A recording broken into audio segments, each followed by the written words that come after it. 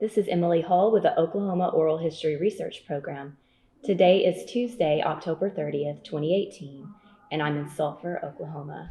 This afternoon, I'm interviewing Rebecca Hatcher-Travis for the Deep Roots Oklahoma Authors Oral History Project.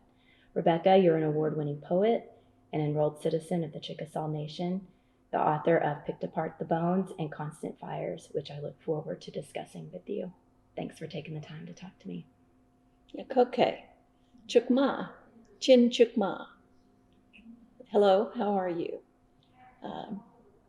Soholchafoat Rebecca Hatcher-Travis. My name is Rebecca Hatcher-Travis. Chickasaw. I am Chickasaw. Okay, thank you. Thanks again for being here. Sure. So let's start with where were you born and where did you grow up? I was born in Wichita Falls, Texas, Mm-hmm. In the Red River Valley, just south of the Red River and the Oklahoma-Texas line.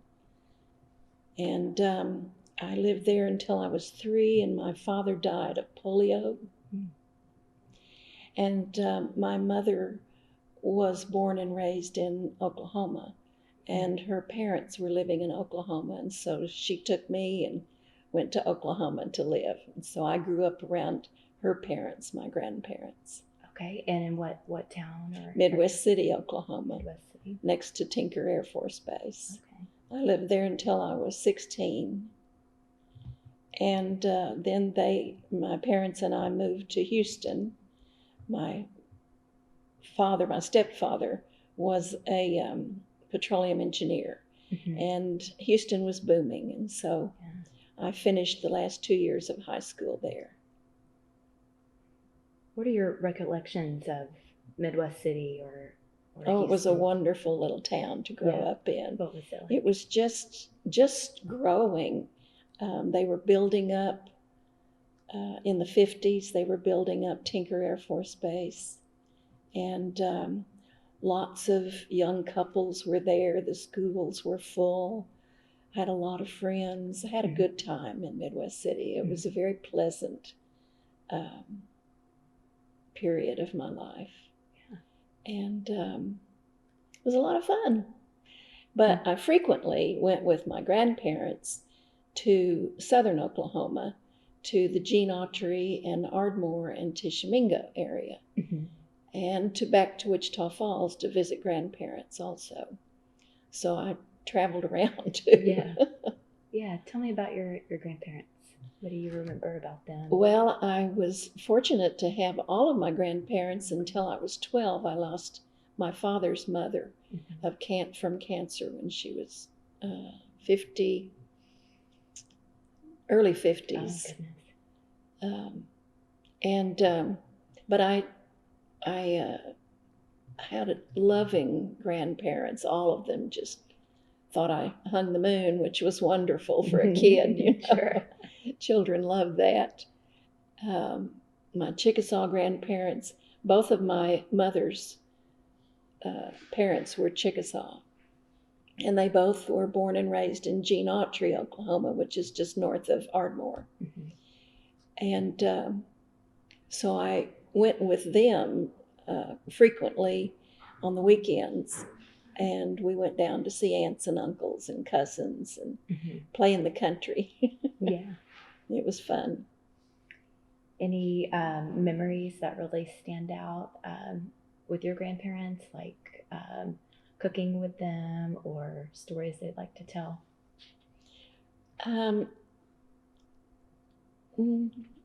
Not completely, not individual stories, just the time spent with them and with my great aunts. My grandmother was the baby of 6 sisters, and there were 7 children altogether, 1 brother, and 6 sisters. And all of my great aunts were just awesome. They just, and they all lived fairly in the same area until 1 or 2 moved away. So it was nice to spend time, go see Aunt so-and-so, go see Aunt so-and-so. It was a lot of fun. Yeah, that. But I don't have specific memories of storytelling. for some reason, usually they shooed me away and I went outside to play. I was a tomboy, so I loved all the rocks. Yeah. I'm a rock person. Okay. How about your mom? What was she like? My mom was really sweet. She remarried when I was 8. Mm-hmm. And to my stepfather, and he was really good to me. Mm-hmm. So mother was quiet, and I didn't realize until I was not around any Chickasaw people until except my family, until I started being involved with the tribe and the writing and all of that. Mm-hmm. And then I realized she's exactly like the Chickasaws. They're very quiet. Mm-hmm. They don't talk much. And they keep things to themselves. And Mm-hmm. I always thought it was just mother, but it wasn't. It was the whole tribe is like that. Yeah. But it was nice. It was very nice. So you mentioned when you were a child you liked collecting rocks. What else did you like to do? Hobbies or books you like to read? Oh, I love to read. Being an only child, Mm-hmm. I read a lot, and I was encouraged to read by both sides of my family. I spent a lot of time with my father's family too, his aunts and his parents. His father was really sweet and took me on all kinds of expeditions. He took me rock hunting and arrowhead hunting in North Texas. Oh. There's a lot up in that area, a lot of arrowheads in between the pump jacks. Yeah. So I enjoyed that. What is it about it that's so appealing to you? Or what do you think attracted you to that as a child? To the rocks? Mm-hmm. I don't know. I just seem to have an affinity with rocks and boulders and all different sizes. The southern part of Oklahoma is just filled with all kinds of wonderful geological areas. There's a place called 10 Mile Rock, and it's like, or 10 Acre Rock. It's a piece of granite that's barely above the ground. It's like 10 miles. It's huge. Yeah. And there's a place called Devil's Den that I used to go to when I was a kid. And the boulders, and it was along a creek, and the boulders were car size. I mean, huge, just fascinating, all different colors and smoothed. It was amazing. And so I just loved it. Plus, there were all different colors of little shale, and there were fossils mixed in. They call it conglomerate rock in the Sulphur area, and I'm sure in that area too. Yeah. So it just fascinated me. I liked all the fossils and things.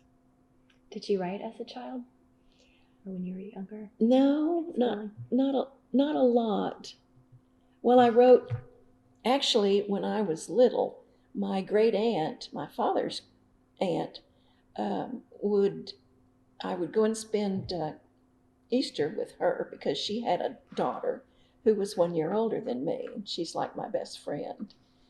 And she would fix these Easter egg hunts in the house, and she would write 2 lines that rhymed that took us to a clue to the next place where the next egg was. And so we'd go egg hunting all around the house following these little rhymes. And I thought everybody could do that for the longest time. And then I realized one day, no, not everybody can write rhymed verse. So that was great fun. I really enjoyed that. I had a very nice childhood, very happy childhood. Yeah, that's great. What's your earliest memory of writing something creative? Like a poem or a short story? Or did you keep a journal? I wrote in diaries starting about 10 or 11. I kept a diary for several years. And then I became a teenager and didn't do that anymore for a while. And then I had children, and I would write them stories. I wrote 2 or 3 stories and illustrated them, self-illustrated them for my boys when they were little, and put them in the story. They liked that. They thought that was fun. But I didn't really do much with it. I just wrote it for them. And I was working full-time, so I didn't really have a lot of time until probably about 1990. And that's when I took a creative writing course with a friend and learned how to write, studied books, how to write a story, and kind of self-taught myself. I did go to college. These were college courses, but they were non-credit courses. Okay. But I was interested in writing stories, so I joined writing groups and listened to everyone come and talk and learned slowly that way. But it took a long, long time before I had enough nerve to get up in front of somebody and read something I wrote. That's kind of a different. That's the hardest part. That's a different thing for sure. What did you study in school, in college? Well, I loved English, and I loved science, and I loved history. That's about it. I'm not a math whiz by any shape or form. So did you graduate from high school in Houston? In Houston, okay. And I took a couple of years. I took 1 year of school in Houston at a junior college, and then I got married. Yeah, took off. Right. My husband, that was during the Vietnam War, so he traveled and worked, and I went to live with my parents for a year, and then I joined him on Okinawa for a year, which was an awesome experience. Yeah, tell me about that. Oh, that was so fun. I bet. I think every American, young American, should go live overseas for 1 year. Not visit, but live there. I think they would appreciate life so much more here in America. Yeah. Because, we didn't have air conditioning. We didn't have clean water. We lived off base because my husband was enlisted. And so we had to put Clorox drops in the water. Oh, really? Yes. The base gave us all this information, the Army did. And we couldn't eat any of the local vegetables. We had to shop on the PX base, the store there on the base. But it was such an interesting experience. Yeah. And the people were really nice. They drove on the correct side of the road. At that time, it was not Japanese run. It was American run. It was one of our victories. Right. After World War II. So they used American currency, and so it was a lot like America, but not. It was very strange. It's a little island that's 5 miles. No, I think it's about 20 miles long and 5 miles wide at the widest point. Very small island, but packed with people. Oh, I bet. All kinds of military bases were there. Yeah. How did you get used to living there? Well, I had lived in Houston, so Houston is semi-tropical environment, and this is, I guess it's close to semi-tropical too. On Okinawa, it was hot. Yeah. And I would just stand in the shower and let the water run on me, even though it was lukewarm. It was still better than the air. And we had a little kerosene heater in the wintertime. It never got really, really cold, but got cold enough. Right. You just adjust, I was 20, 21. Yeah. You can do anything when you're that age. Sure. Absolutely anything. Did you travel other places in your off time there? Or? Well, I first went to Tokyo and spent 2 weeks with him before I joined him in Okinawa. I was working for an airline in Houston, and so I got reduced rates. Oh. And he took a leave, and I met him over there, flew over there, standby, and met him for 2 weeks, and we stayed in a hotel in Tokyo. So we got to do some sightseeing there. Yeah. And then later I joined him in Okinawa. Mm-hmm. And then he got out the year after I Okay. came back. So you were there. How long did you say you were in? I was Okinawa? there a year. A year, okay. And he Like was you said, there 2 2 years. Okay. All right. So, did you all move back to Oklahoma? We moved. after We that, tried or- moving back to Oklahoma City, and there wasn't any jobs, so we moved to Houston, which was Okay. booming. Mm-hmm. And my stepfather got my husband a job with inspection, the oil and gas related Mm-hmm. business, and he went to work there. Okay. We settled in the Houston area Mm-hmm. for a long time. We lived there a long time until 2011. Oh. We okay. moved here in 2012, actually, after we bought the house. Oh, okay. You moved to Sulphur. Sulphur. Okay. How's that been? Oh, I love it. Yeah. It's a beautiful place. Mm-hmm. And it reminds me of family all around, because I had family in Tishomingo, family in Ardmore. I have family in the Oklahoma City. I didn't really have anybody in Sulphur, but I love the park and Mm-hmm. the trees and the lake and everything. It's just a lovely place, an environment, lovely environment. Yeah. Good place for poetry. Yes, a good place for poetry. So you mentioned that the creative writing classes that you took in the 90s. When did you? Was there a point where you decided, okay, I'm a writer. I'm going to pursue this. I'm going to write these books. When did you start thinking of yourself like that? I was working. I had to work full time, and Mm-hmm. so I was working as at a doctor's office as a medical transcriptionist, which fit right in with my love, reading and writing. Yeah. I had to learn a lot of medical terms because it was cardiology, but Yeah. once you learn the terms, it's the same thing over and over again. Mm-hmm. So I did have to learn how to proofread quite well, because when I started, he had a word processor that did not have a spell check. Mm-hmm. And so I had to learn to proof for spelling, but also for content. Okay. So Yeah. it was a good training for Mm-hmm. me to later on, when I started writing, really seriously writing, I could proof pretty good. Yeah, I bet. And just being accustomed to sound and hearing things, and maybe it's an introduction to rhythm. It was Yeah. it was good practice. Yeah. So I'd like to spend some time talking about your poetry. I wanted to start with Picked Apart the Bones. Can you tell me what it was like developing the poems that you wrote for this book, kind of what your timeline was for putting it together? Well, I'd been writing individual poems for quite a while, and I'd been searching for my voice, so to say.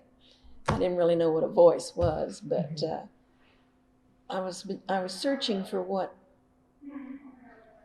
I was interested in writing, and I tried children's genre, I tried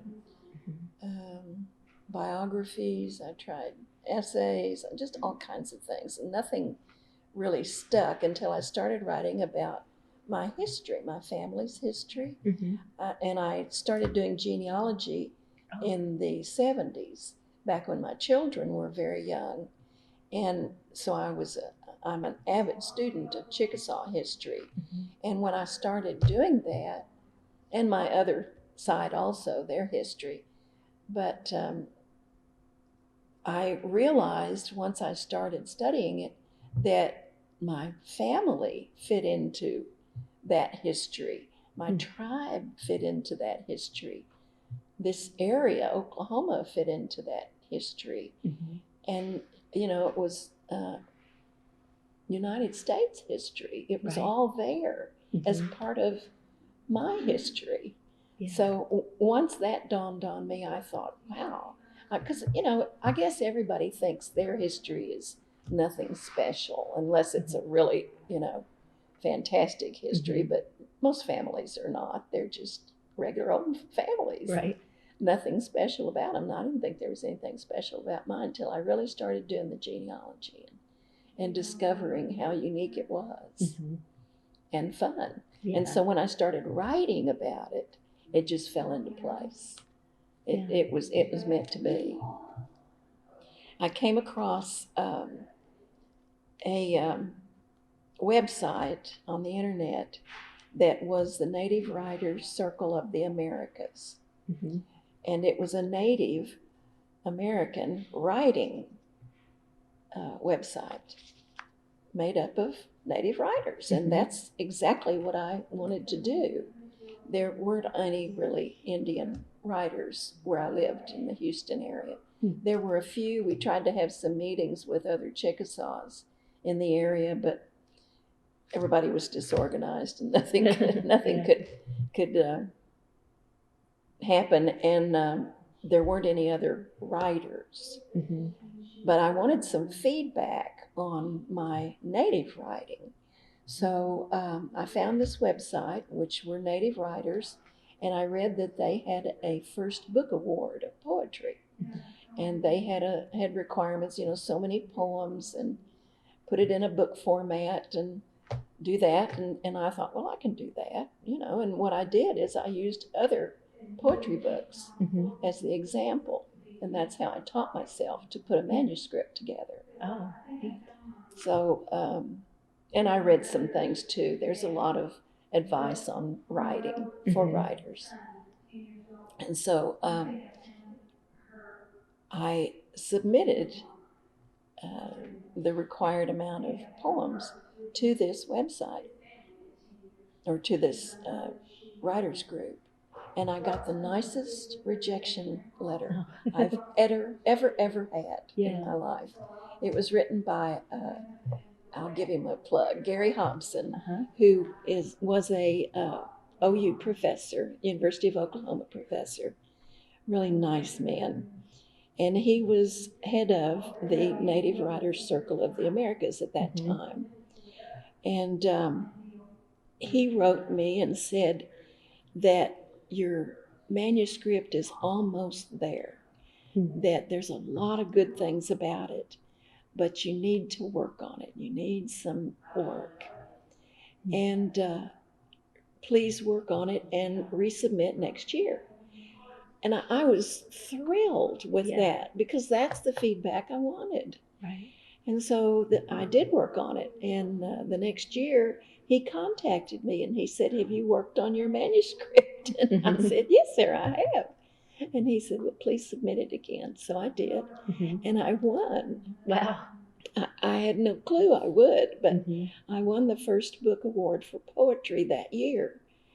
And it was so exciting, because it never really occurred to me that I would win. And that opened doors for me, a lot of doors. I had no clue that it would, but it did. So that's how I got my toe in the door.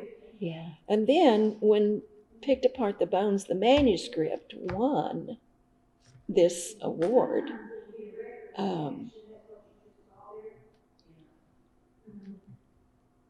I wanted to get it published. And about that same time that it was awarded, the Chickasaw Nation announced that they had started a Chickasaw press. Wow. It was so it just all came together. It did. It really did. I was so fortunate, very, very fortunate. But it did. And being an award-winning manuscript, I thought, well, it might have a pretty good chance of being published by this new press. And so I submitted it, and it was accepted. And in 2008, it came out. And I was just thrilled. Yeah. And they asked me for pictures Mm-hmm. If I had any pictures I wanted to include in the manuscript, which I did, so they included some, just a few, not a lot, but I had never heard of a poetry book with pictures in it before, but this one has pictures in it every now and then. Every chapter there's four separate sections. That's my great-grandmother and the shell shakers that the dancers, the ladies, use. So each section has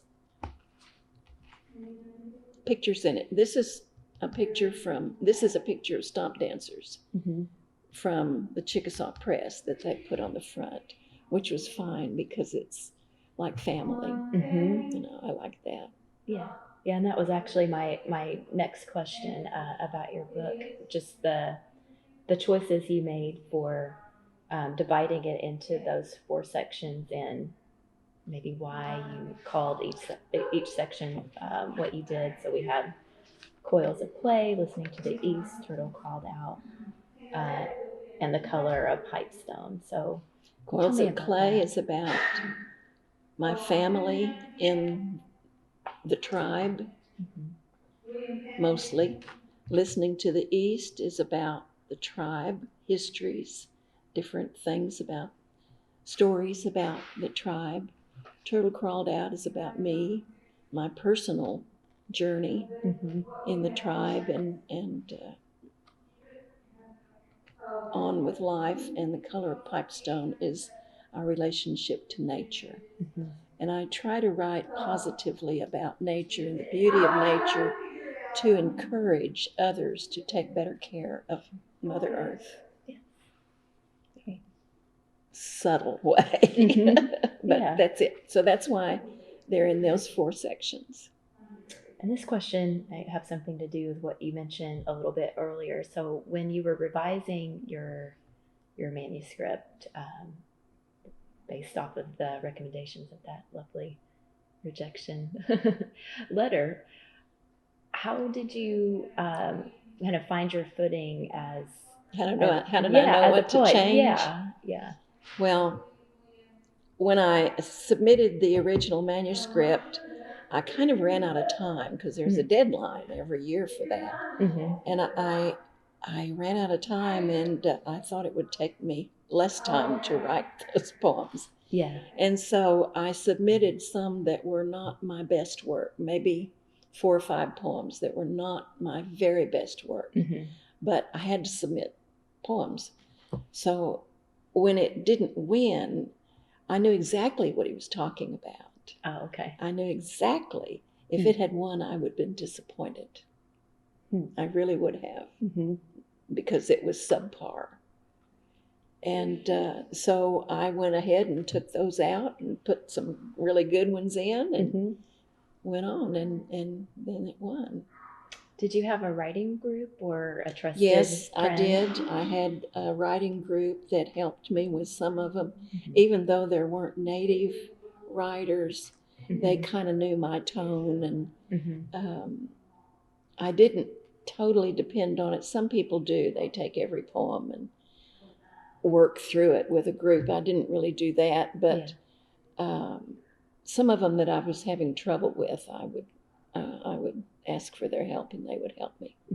And that was most nice. I mean, it was great, because sometimes you get stuck. You can't see the forest for the trees. Yes, that is true. Was there a certain poem from Picked Apart the Bones that has a particular meaning for you, or one that you would especially like to read for us? Well, this book, really, the poems were written for the Chickasaw people, the whole book and all of the poems. I think probably the title poem, Picked Apart the Bones, is a good one, and then there's a couple of others that I like especially. And the last one, I think the last one's a good one too. But Picked Apart the Bones is probably one of my favorites. Okay, do you mind reading it? No, not at all. And the title, it came from studying genealogy, which led to family history and tribal history and on and on. Picked apart the bones of grandmother's generation, bones left baking in the sun. Gathered bloodied marrow, the essence of memories, wrapped with care in soft, supple skins, bound tight with strong cord, carried close to the heart. These ageless spirits now ride in my dreams on fast horses, following the herd, chasing the enemy. They return with heavy skins, winter meat, and daring stories to tell. Thank you. You're welcome. Great one. And we were talking about this a little bit before we started the interview, but there were a few poems that utilize words from the Chickasaw language. So there's Legacy and Little Chief. Yes.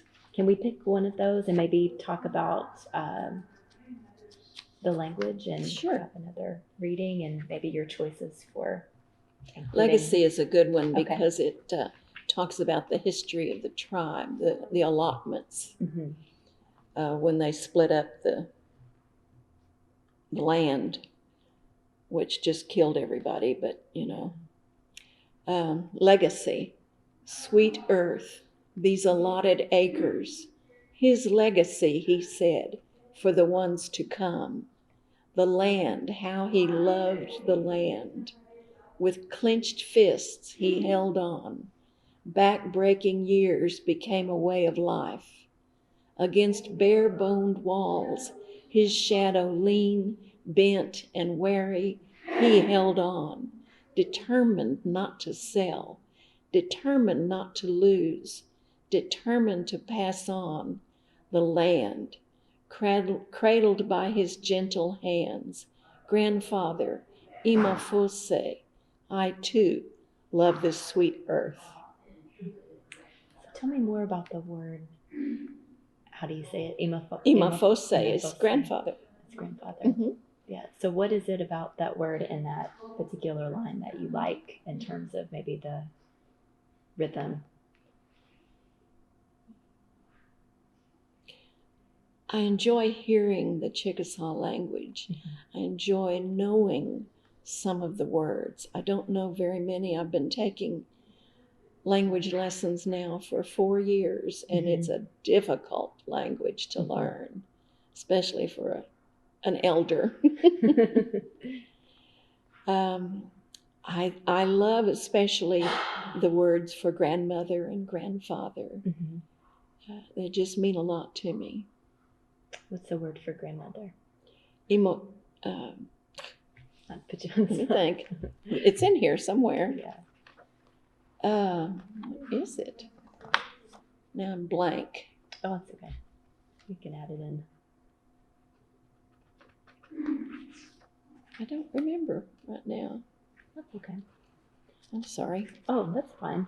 The other thing I noticed about this that I think is interesting, because in some poems that I've read or studied, if they use languages that aren't the primary language the poet's writing is in, they put it in italics to kind of make the word somehow different or note that it's not of the main language. But you didn't do that here, and I thought that was an interesting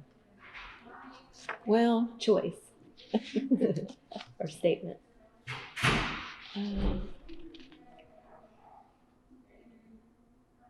It just seemed natural.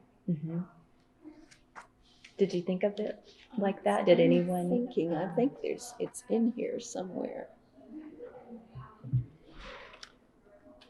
Ipose, that's what it is. Ipose. It's in 100 strokes. Imafose and Ipose, grandmother and grandfather. Let's see, and then in the poem, Little Chief. Oh, yes, that's from a memory. Oh, tell me about that. Well, I mentioned that my grandmother had sisters, several sisters. And one of them, this is a picture of 6 of them at the 7th funeral, the 7th funeral. She was the first one to go. Mm-hmm. And this is the rest of them. This is my grandmother in the black over here. Oh, neat.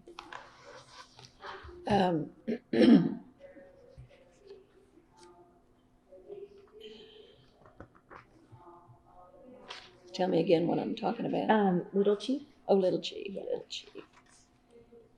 A memory. So I went with my mother to see one of my great aunts. And my great aunt was dying at the time.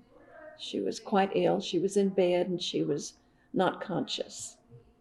And her sister, one of her sisters, was sitting with her, just keeping her company, as we do. And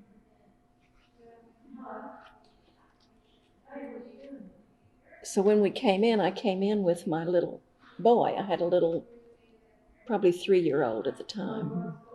And my aunt that was sitting with her, Aunt Patsy, said, "Is that Betty's grandson?" Her meaning my grandmother. And I said, "Yes, it is." And she said, "Oh, she would be so tickled. She would call him Little Chief." And I thought, oh, how cool. So neat. Yeah. That's it's a wonderful memory. Mm-hmm. And so I wrote the poem in memory of Aunt Patsy about my little son. Do you mind reading that one? No, not at all. Little Chief, in memory of Aunt Patsy.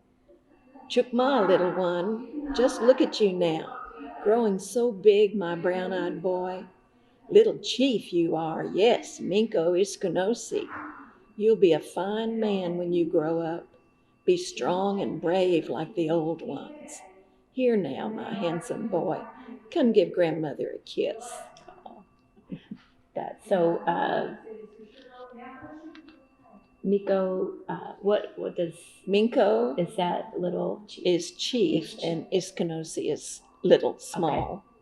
Okay. And then little one, Chukma. Yes, Chukma is a greeting, hello. Okay. Right. It literally means good. Mm-hmm. But that's what the Chickasaws say when they greet each other. Mm-hmm. They say Chukma. Yeah. So you've studied the language for 4 years, Yes. you said. I'm trying. Yeah. How often do you take classes, or do you try to practice one a little evening, a couple of hours, bit? Mm-hmm. one night a week, one evening a week with a group. Mm-hmm. But I don't really dedicate myself to it as I should. Yeah. But I've learned. I've learned to recognize a lot more of the words and understand Mm-hmm. some of the words that people are speaking. But they all speak so fast, you know, it's like any foreign language. Right. They're talking too fast. Yeah. Can't keep up. Yeah. But it's coming along one of these days. Mm-hmm. Do you try to use any of the language that you know with the grandchildren and things Oh, like yes, that? I'm trying to teach them some language. Mm-hmm. I've given them several stuffed animals. They have a Mm-hmm. loxie. They have a turtle Mm-hmm. loxie. And I gave both of them stuffed bears, which is nita. Mm-hmm. So they both know that word. And I gave them Indian names, Chickasaw names. Mm-hmm. So they're both blonde, blue-eyed. Mm-hmm. And I gave my granddaughter the name of Chola Lakna, which is yellow fox, because of her blonde hair. And I gave my grandson the name of Tushkahoma, which is red warrior. Mm-hmm. Just so they both have an Indian name, because there wasn't anybody else to do it, I guess. Mm-hmm. I heard different people tell stories about how they got their name, but I don't think my little grandchildren are going to get a chance except with their grandmother. So Yeah, I did and it. yeah, and that will be an important I hope so. thing. I hope it's something they they'll notice remember it and later. keep. Yeah, special to have. So tell me about writing your second book, Constant Fires. What was it? The second one must be kind of a different. It must be, but I continued to write poetry. I just Mhm. love writing poems and whatever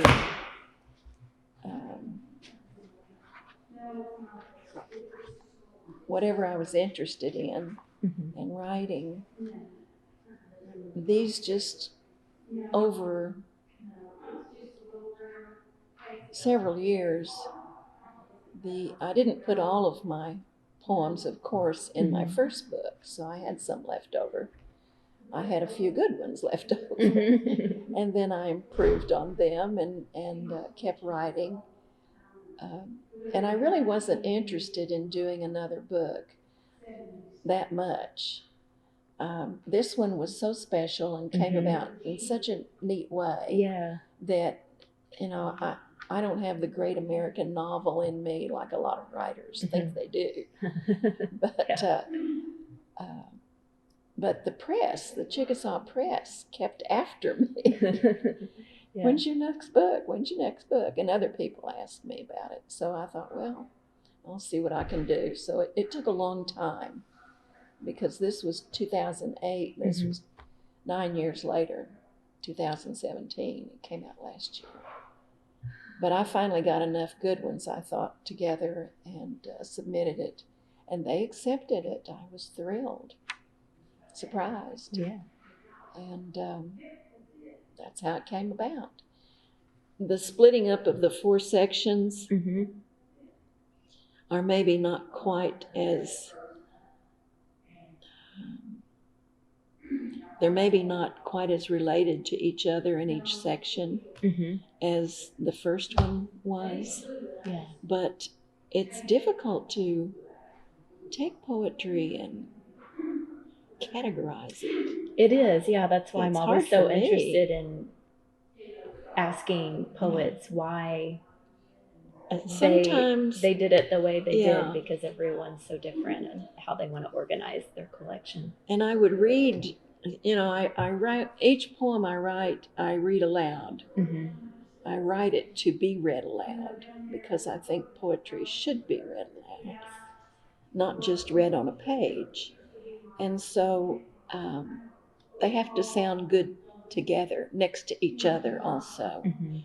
So I worked on it a long time to do that. I still put the nature stuff in the 4th section, mostly, but there's nature poems in the other sections too. Yeah. Nature's such a lens for other things. Oh, yes. As well, so you can absolutely kind of look at it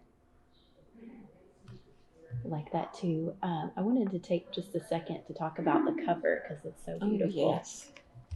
I'm so proud of this cover. Yeah, look at that. The press did this. They have a graphic designer. It's all done in-house, and they just did a beautiful job. We talked about colors. I told them what colors I liked, and they said, well, what would you like on the cover? And I said, well, it's called Constant Fires, so I'd like fire on the cover. Yeah.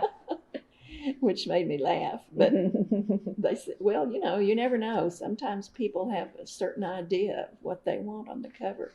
But fire is what I wanted. And they come up with this beautiful image. And this is a stomp dancer, one of the stomp dancers. And it's just gorgeous. I love it. Yeah, and the texture too, which we can't see on you can't feel on the video, but that's also so interesting. It's just beautiful to me too. It just makes you want to touch the fire and the smoke and open up the book. And it won a gold seal from the Independent Book Publishers Association. It won a Ben Franklin. That's Ben. All right. in the multicultural category, which I thought was interesting. Not poetry, but multicultural. So what do you want the reader to experience in this book? Because for me as the reader, I felt like a journey through time and memory through your ancestors. Yes, I sometimes start poetry readings, especially to a non-native audience, and tell them take a bite of a history that screams remember, which is part of a poem in this book.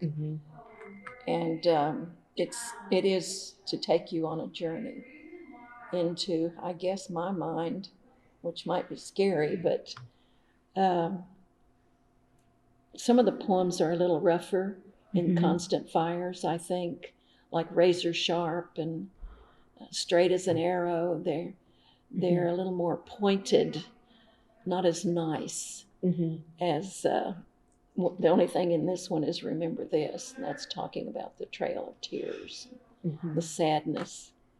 So there's a few more sad poems in here. But I felt it important to include them. And I have some about history, different places, some about different things. One of my great aunt's houses. My great grandfather lived on top of a hill. They had a ferry across the Washita. They lived along the Washita, so I write a lot about the Washita too. Yeah. I think one poem that stood out to me, actually, I found myself marking up all sorts of poems, but to talk about here. Good.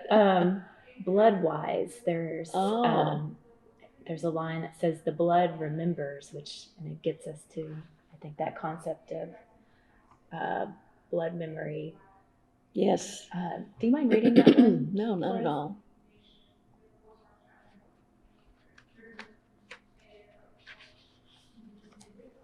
It's such a little short poem, but I thought it was important.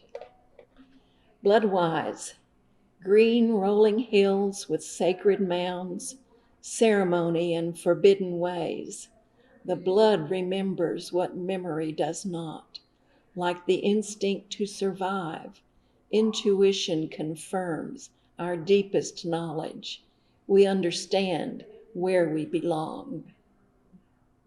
Yeah, blood remembers what memory does not. I was very fortunate to be able to take a couple of Chickasaw bus tours to the homelands, which is Mississippi, Alabama, Tennessee, and that's where that poem came from. Because we went to see mounds, sacred mounds, and green rolling hills, and some lovely sacred places. Well, I'm glad you enjoyed that one. Yeah.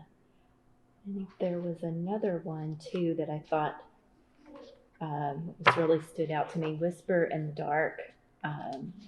The imagery is so striking and vivid, and it also speaks to memory and change and upheaval. Or that was my Whisper and what else? Whisper in the Dark. Oh, Whisper in the Dark. Really? Yeah. That's interesting. I never know what people are going to like.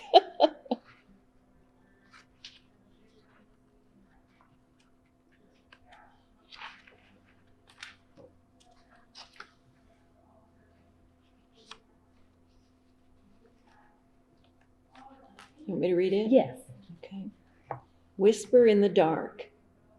The dead of night carries her scent, wafting strange dreams in the rustle of decaying leaves. Untamed with her soil-laden smells and the peculiar taste of fear, she rushes quickly through silent streets. A different presence here, this dark wind, strange and changed after nightfall. Feel her shift in the lamplight, fade away in unlit places, grow almost calm, then surprise you with a cool, brisk chill around certain corners. Hear her whisper in the dark, warning, ever cautious, walking with him walking with her often requires nerve or a bold display of disregard. So what else do you want to say about that one? Oh, this was done as an exercise for my writing class. Mm-hmm. Or maybe it was a contest, I don't remember which, but it was meant to give you a feeling. Mm-hmm. It was written for that, to give you a chill, I guess, almost. It's almost like a Halloween poem, isn't it? And I picked this one out a long time ago, but yeah, our timing's pretty good. But that's definitely there's just something about the imagery and what it's doing. It appeals to you. And that's interesting. That one just kind of stuck. I find the most fascinating thing about poetry is how each person that hears a poem brings their own experience to the work and interpret it different than the writer does, even, People will ask me, what did you mean by that? What did you mean by that? And I might tell them, and it has nothing to do with what they thought. Yeah. It's really, really interesting.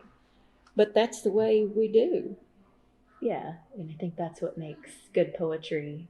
It's, I guess no one's going to kind of look at it. Right. And I don't write complicated poems. I try to write clear. Yeah.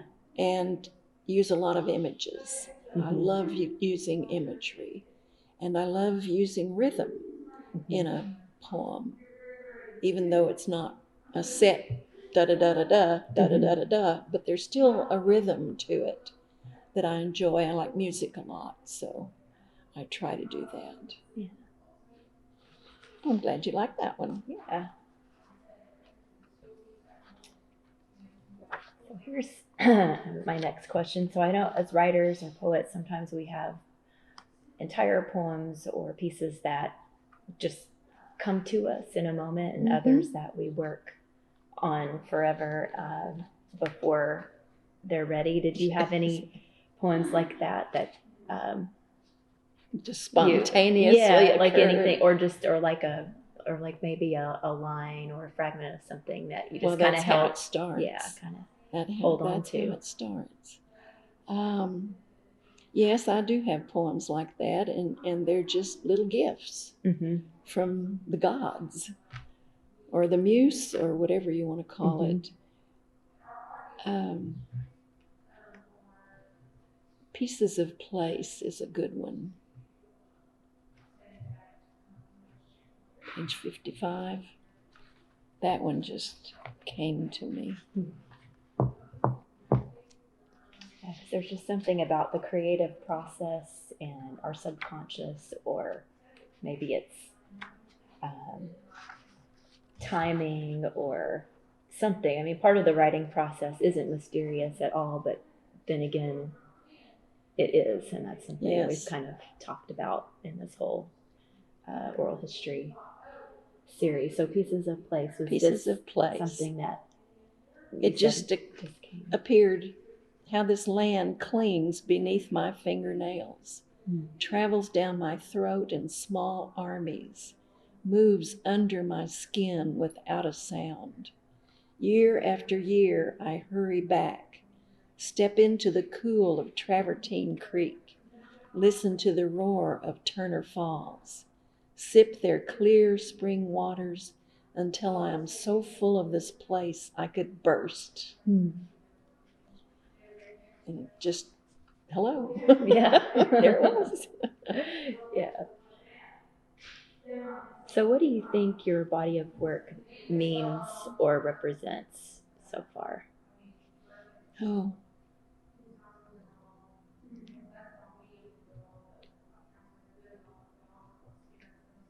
Or what do you want your grandchildren, for instance, to take with them? Yeah, it's written for them. Mm-hmm. I would like for them to, or I guess I want people to understand that being a Native American is not as easy as I think. Mm-hmm.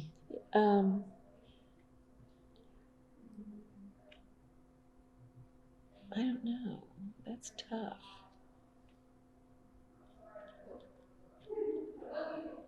I think that's a good starting point to want your grandchildren or future generations to remember that the history Yes.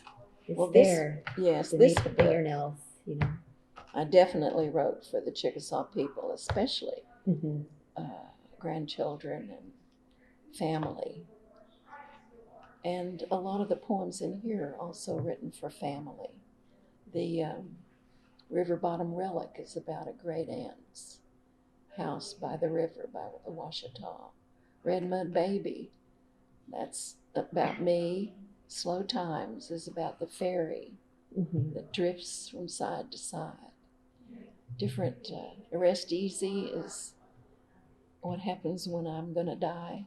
Mm-hmm. So I guess they're really more about family. But the more I spend time here, living here, I realize that the Chickasaw is my family. Mm-hmm. It's like every time I get together with a group of Chickasaws, I meet new cousins, Mm-hmm. truly. And it's startling to have so many cousins. It's wonderful. Yeah. It's like a big family. Mm-hmm. And everybody takes care of everybody else. And that's the wonderful part of it. Mm-hmm. So I think I would like to share these poems in that way so that people understand. And my last poem, let me read my last poem. Sure. Are you ready to wind it up? Oh, I've got a few more. Okay. They're more general questions. Relations. Perfect. Let this earth wrap her loving arms around you. Join with the wind as she gathers your breath to her bosom and sighs. Feel grasses caress your body as you stretch out upon them. They willingly bend beneath your touch. Let the waters of the earth quench your thirst. They are all a part of you, as surely as your heart beats. Draw the songs of the eagle into your being. His spirit is your own. We are not separate from this compassionate earth and all upon it. We are one, living, breathing, singing our songs together. And that's kind of the view I have. Mm-hmm. Try to explain to people. It's difficult to explain things like that. Yeah. I think that. But I think we are all connected, and that's why I hope we learn to take better care of our earth. Mm-hmm. Because it's the only one we got. That's right. So are you working on your next book? No, I'm really not. Yeah. I've been doing some poetry readings this year Mm-hmm. from this book, which is really quite extraordinary to me that there's another book out. And, I'm writing a few poems, but nothing. I do have something in mind, but I haven't got there yet. Okay. It's still cooking. Mm-hmm. Yeah. It takes me a long time. Like I said in this, the Mm-hmm. poems in this book, my goodness, it was like growing a pecan tree. It took forever. Forever. It really did. I feel like that. It took a long time. So, what's the best piece of advice you could give to other writers or poets, aspiring or established? Perseverance. Mm-hmm. Perseverance, perseverance, absolutely. And improvement. Working with a writers group, I had a mentor in the Houston area who just was so helpful whenever I asked her. She gave me a lot of wonderful advice, and I'm very grateful to her. So find a group that you can work with, a group of writers. I belong to an assorted writers group, I guess you would call it, all kinds of writers. Yeah. We would meet together and we would have a speaker every month. And my favorite story about that is we had all kinds of people come and talk to us that really didn't have much to do with writing, but they did in a way. We had a survivalist come and talk to us one evening. That would be interesting. And his point was, make your writing authentic. Because if you're out in the middle of the desert and you find a cactus and you do this and that, and it's not indigenous, or it's not something that normally happens wherever you are, people are not going to believe you. It's not the truth. So you have to stay true to what you write, because if it's not true, then the reader will stop right there and say, yeah, that's not true. I'm not reading anymore. It's fake or false, whatever. Wow, that's interesting. It was really a good point to make. You know, he was showing us cactus and cutting it up and giving us nibbles and stuff like that, which I probably would never, ever use.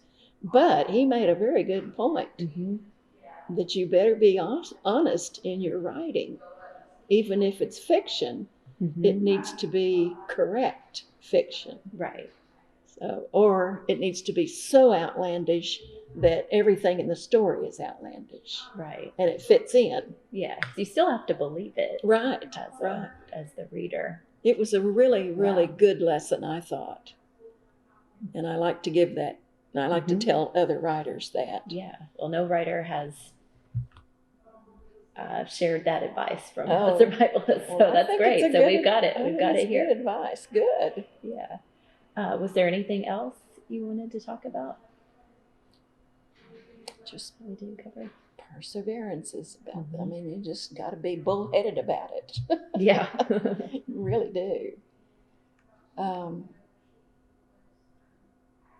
There's so many writers, and there's so many wonderful writers that I would not presume to tell people how to write. Everybody's different. Everybody's brain works different, works off of different impressions. Yeah. You've got to want to do it really bad, because it takes a lot of time. And I didn't write for a long time because I was busy raising kids. I did not have time. But there's a time when I did have some time to do it. And that's when I took the time to learn and continue on. And I'm very thrilled with what I've accomplished. Yeah. I'm not in any hurry, which is a good thing. But I enjoy sharing my stories with people, and I hope they enjoy them. Was there a poem that you wanted to conclude our time with, or do you think we've already... I could probably find one. Yeah.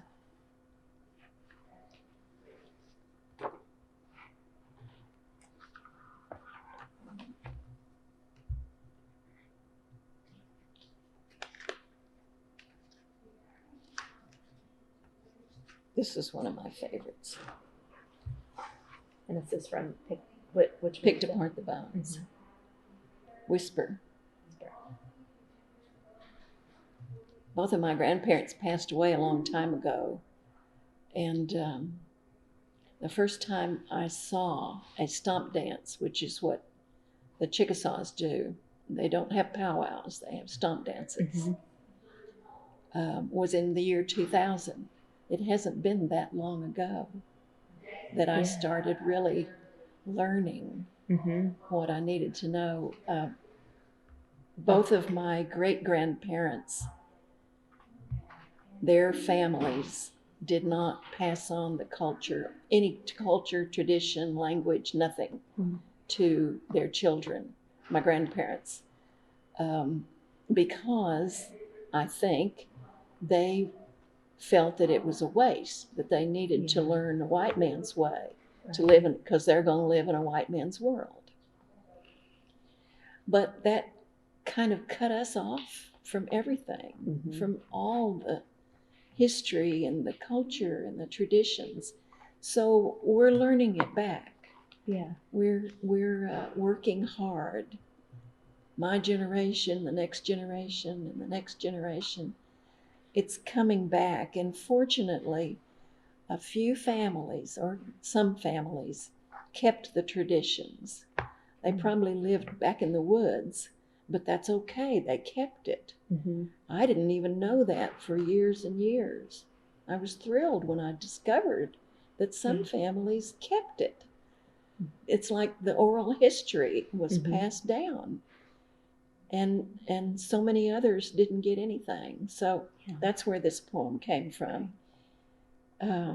Whisper. I must admit, the very first time I heard the singing, my heart galloped as if I had straddled a wild bucking horse. When I heard the rhythm, my pride swelled like grandfather's smile. When I heard the shell shakers, somewhere a memory stirred as if I knew these songs, knew this pride, knew this ancient way. Then I heard grandmother whisper, dance.